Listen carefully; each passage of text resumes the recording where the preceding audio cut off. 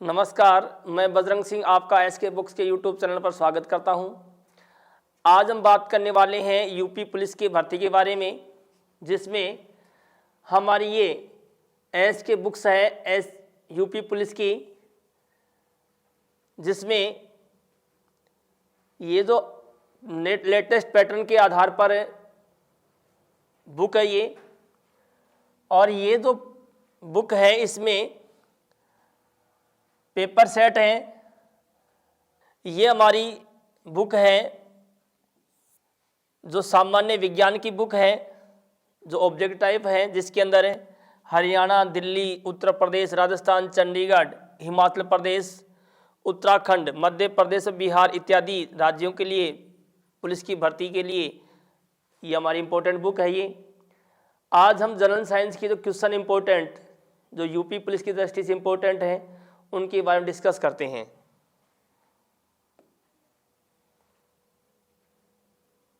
तो इसमें पहला प्रश्न है, सजीवों की संरचनात्मक व क्रियात्मक इकाई को कहा जाता है? स्ट्रक्चरल है, फंक्शनल है, यूनिट है, वह कौन सी कहलाती है? तो इसमें ऑप्शन है ए सही है, कोशिका, सेल। कि प्रत्येक सजीव होते हैं उनकी संरचनात्मक है और क्रियात्मक इकाई कोशिका कहलाती है।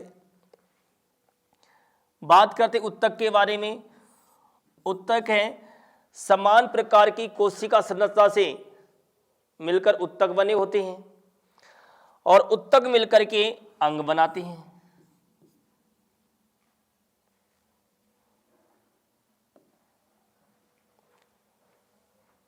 प्रश्न नंबर 2, मानव शरीर की कोशिकाओं में पाए जाने वाले गुणसूत्र की ह्यूमन बॉडी होती है, उसके अंदर गुणसूत्रों की संख्या कितनी होती है? इसमें ऑप्शन है बी सही है, 46। कि मानव शरीर में जो गुणसूत्र हैं उनकी संख्या 46 होती है, या इनको कह सकते हैं 23 जोड़ी। 23 जोड़ी, जिसमें से 22 जोड़ी गुणसूत्र ये तो होते हैं समजात गुणसूत्र, इनको कहते हैं समजात। बाकी जो एक जोड़ी बच जाती है इनको कहते हैं लिंग गुणसूत्र।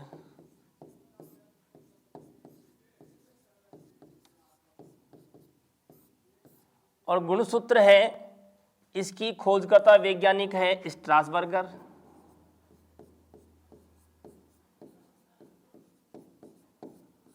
और इसका शब्द देने वाला वैज्ञानिक है गुणसूत्र का, वो है वाल्डेयर।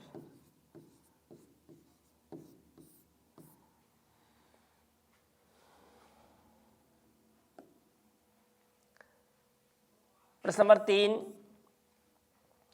कोशिका का शक्ति घर या पावर हाउस किसे कहा जाता है? कि जो कोशिका होती है प्रत्येक सजीव की क्रियात्मक संरचनात्मक इकाई कहलाती है, तो इसका जो शक्ति गृह या पावर हाउस कौन सा कोशिकांग कहलाता है? ऑप्शन ए सही है, माइटोकॉन्ड्रिया।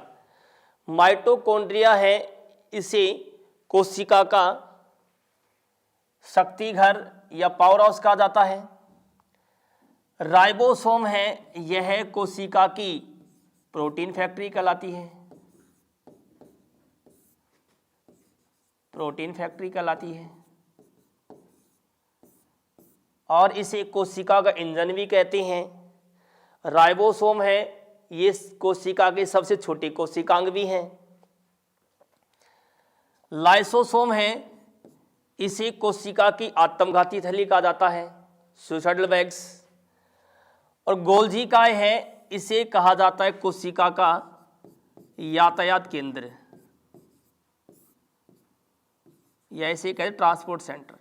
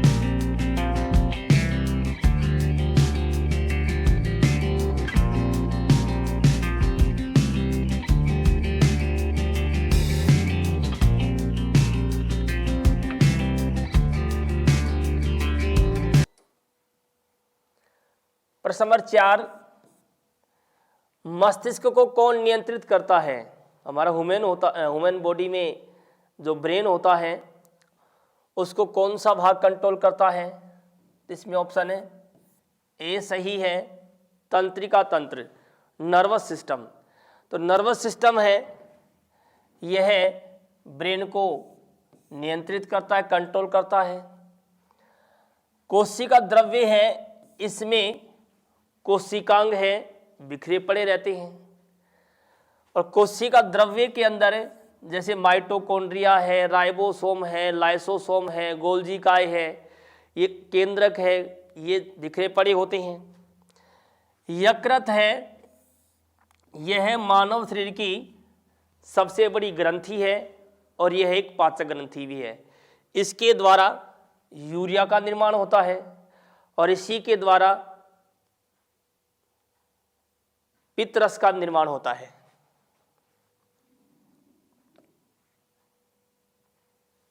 प्रश्न नंबर 5, मानव का कौन सा भाग सूचना भंडारण करता है? तो इसमें ऑप्शन है ए सही है, सेरेब्रम।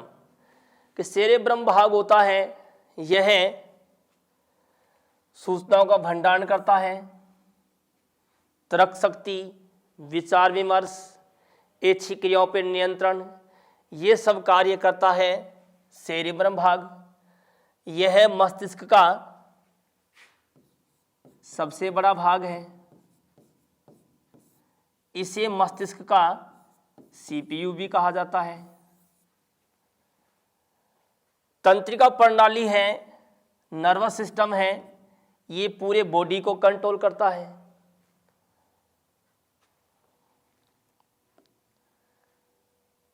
प्रश्न नंबर 6, डेंड्रॉइड्स किसमें पाए जाते हैं? तो इसमें ऑप्शन है बी सही है, न्यूरॉन में। कि न्यूरॉन है, यह एक तंत्रिका कोशिका है, उसमें डेंड्रॉइड्स पाए जाते हैं। और जो न्यूरॉन होता है इसके 3 भाग होते हैं, एक है डेंड्रोन, एक है साइटोन और एक है एक्सोन। तो 3 भागों से मिलकर के न्यूरॉन का निर्माण होता है। और डेंड्रोन होते हैं, इन्हीं में डेंड्रॉइड्स पाए जाते हैं।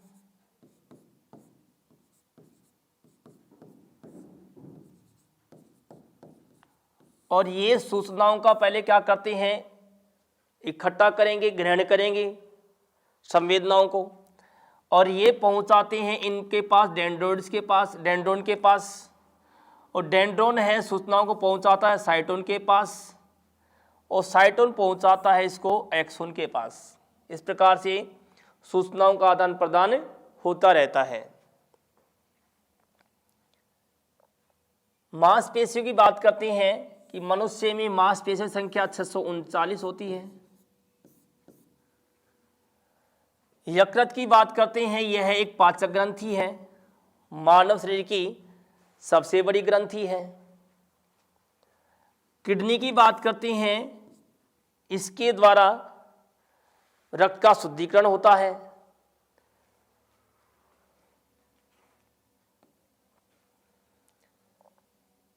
प्रश्न नंबर 7, गन्ने के रस में कौन सा अम्ल पाया जाता है? तो इसमें ऑप्शन है डी सही है, अल्फा हाइड्रोक्सी अम्ल। गन्ने के रस में पाए जाने वाला अम्ल है अल्फा हाइड्रोक्सी अम्ल। लैक्टिक अम्ल है, यह दूध दही में पाया जाता है। फॉर्मिक अम्ल है, यह चींटी के डंक में पाया जाता है।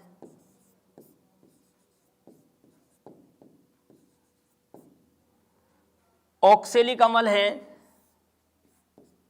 यह टमाटर तथा पालक में पाया जाता है। टमाटर है और पालक है, इनमें ऑक्सैलिक अम्ल पाया जाता है।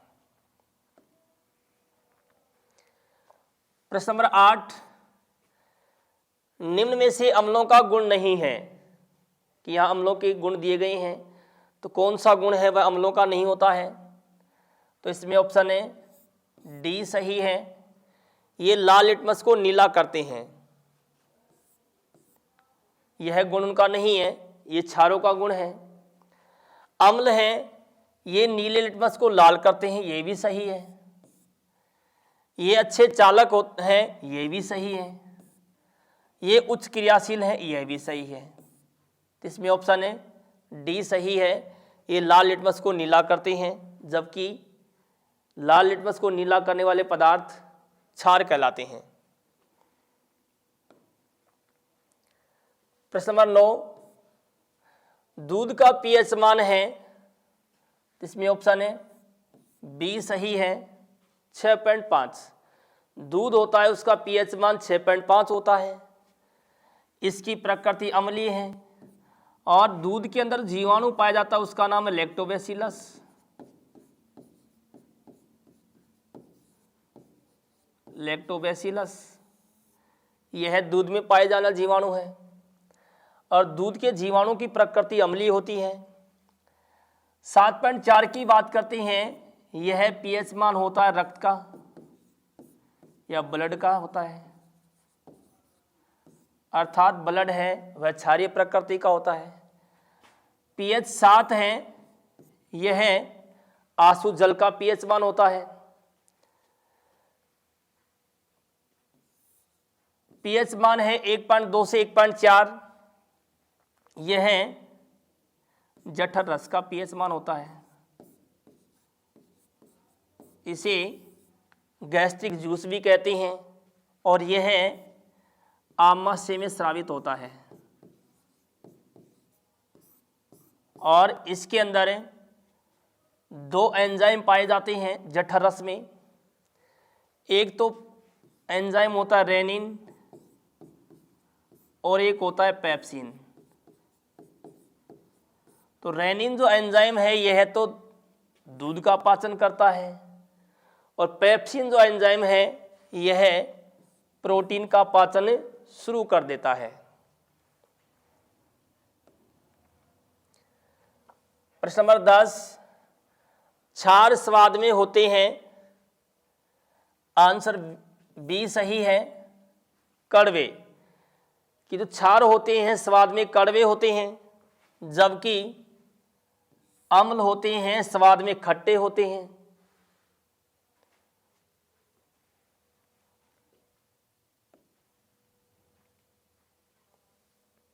प्रश्न नंबर 11, शीतल पेय पदार्थों में कौन सी गैस भरी होती है?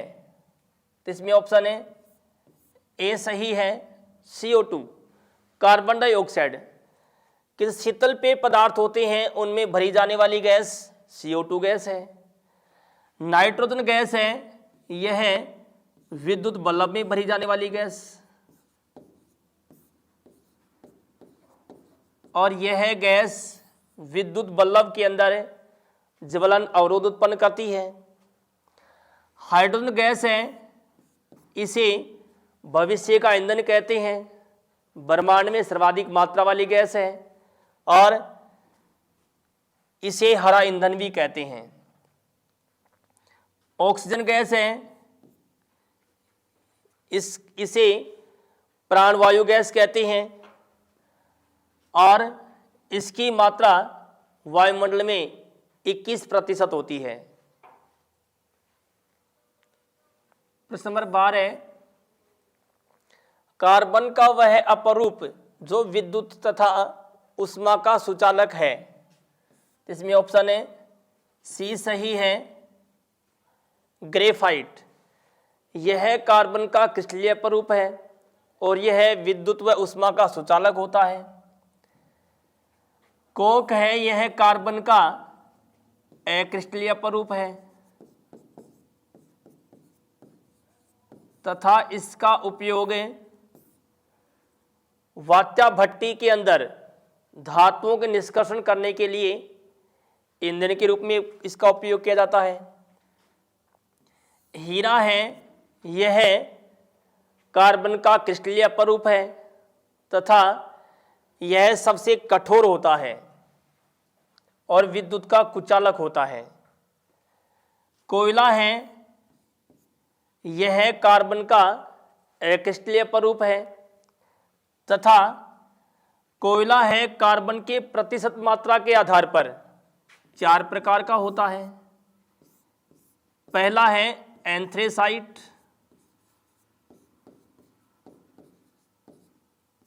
दूसरा है लिग्नाइट, तीसरा है बिटुमिन और चौथा है पीट। तो एंथ्रेसाइट है सबसे अच्छी किस्म का कोयला है। लिग्नाइट है, इसे भूरा कोयला कहते हैं। और बिटुमिन जो कोयला है इसका उपयोग डामर की सड़कें बनाने में किया जाता है। प्रश्न नंबर 13, कार्बन है, ऑप्शन सी सही है, अधातु। कार्बन है, यह एक अधातु है। धातुएं होती हैं जैसे एल्यूमिनियम है, सोडियम है, पोटेशियम है, कैल्शियम है, मैग्नीशियम है, ये सभी धातुएं हैं। उपधातुएं हैं जैसे बोरोन है, सिलिकॉन है, जर्मेनियम है, टेलुरियम है, एंटीमनी है, ये सभी क्या है, उपधातुएं हैं।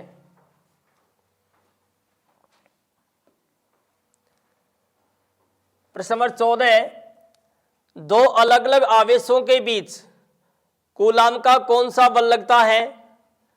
ऑप्शन ए सही है, आकर्षण बल। कि दो अलग अलग आवेश है, धनावेश है और ऋणावेश है, तो उनके बीच जो कूलाम का बल लगता है वह आकर्षण बल कहलाता है। और दो समान आवेशों के बीच जो कूलाम का बल लगता है वह कहलाता प्रतिकर्षण बल, रिपल्सन फोर्स। प्रश्न नंबर 15, किसी वस्तु की सतह पर विद्युत उत्पन्न होना क्या कहलाता है? ऑप्शन ए बी सही है, आवेश। कि कोई भी वस्तु होती है उस पर विद्युत उत्पन्न होती है वह आवेश कहलाता है। और आवेश का मात्रक होता है कूलाम। और आवेश दो प्रकार के हैं, धनावेश ऋणावेश। विद्युत धारा है, विद्युत धारा की बात करते हैं, आवेशों के प्रवाह की दर विद्युत धारा कहलाती है। और विद्युत धारा है यह दो प्रकार की होती है, एक तो होती है प्रत्यावर्ती धारा, इसको कहते हैं एसी अल्टरनेटिव करंट, और दूसरी होती है दिष्ट धारा, इसे कहते हैं डायरेक्ट करंट। विभव की बात करते हैं कि जो आवेश होते हैं उनके एक सिरे से दूसरे सिरे के बीच जो किया गया कार्य है वह विभव कहलाता है। प्रश्न नंबर 16, विद्युत ऊर्जा किसमें मापी जाती है? ऑप्शन ए बी सही है, किलोवाट घंटे में। कि विद्युत ऊर्जा होती है, इलेक्ट्रिक एनर्जी होती है, किलोवाट घंटा में मापी जाती है। 1 किलोवाट घंटा बराबर होता है 3.6 गुणा 10 की पावर 6 जूल।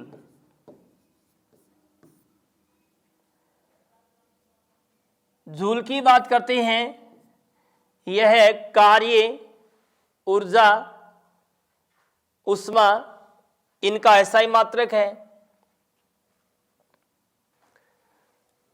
प्रश्न नंबर 17, किसी विद्युत यंत्र का प्रतिरोध 484 ओम तथा उसमें बहने वाली विभवांतर 220 वोल्ट है, तो उसकी शक्ति होगी, तो इसको देखते हैं, P = V² upon R। V का मान है 220, तो 220 गुणा 220 बटे R का मान है 484।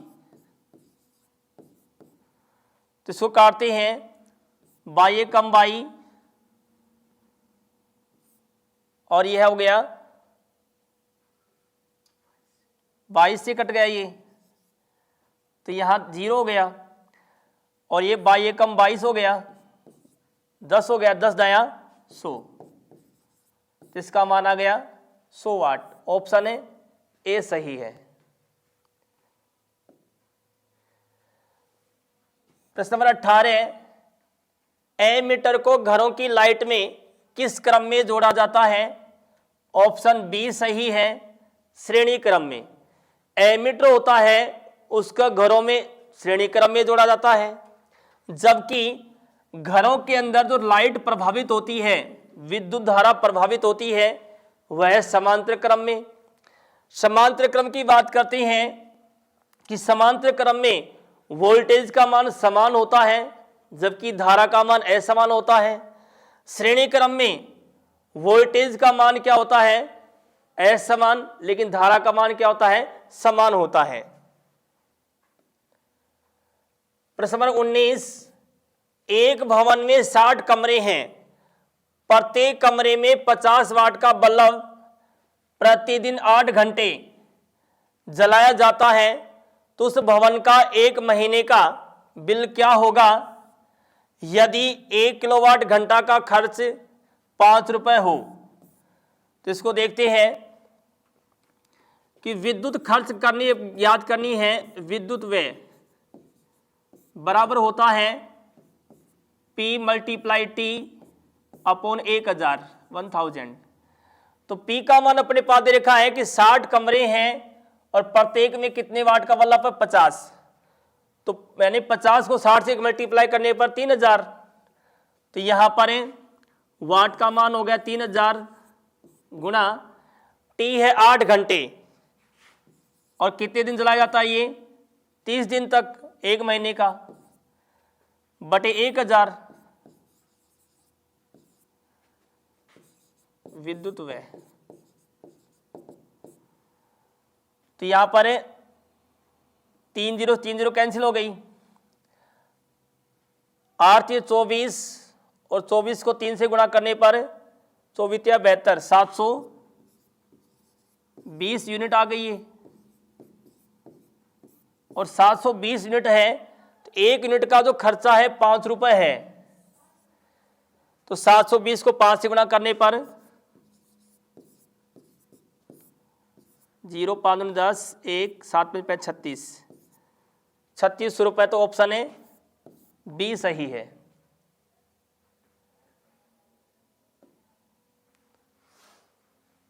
प्रश्न नंबर 20, भारत में घरों में विद्युत धारा होती है, तो इसमें ऑप्शन है ए सही है, 220 वोल्ट 50 हर्ट्ज, जबकि विदेशों में जो धारा बहती है 110 वोल्ट और 60 हर्ट्ज।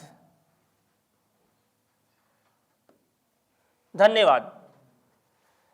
इस एग्जाम के लिए एसके बुक्स सभी सॉफ्टवेयर और ऑनलाइन भी अवेलेबल है। अगर आप ऑनलाइन लेना चाहते हैं तो उसका लिंक डिस्क्रिप्शन बॉक्स में अवेलेबल है। इस चैनल पर हम इससे यूपी पुलिस भर्ती और अन्य सभी भर्तियों से संबंधित इंपॉर्टेंट जानकारी और स्टडी मटेरियल उपलब्ध कराते रहेंगे। तो इस वीडियो को लाइक कीजिए, चैनल को सब्सक्राइब कीजिए और अपने दोस्तों के साथ शेयर भी कीजिए। मिलते हैं अगले वीडियो में। जय हिंद, जय भारत।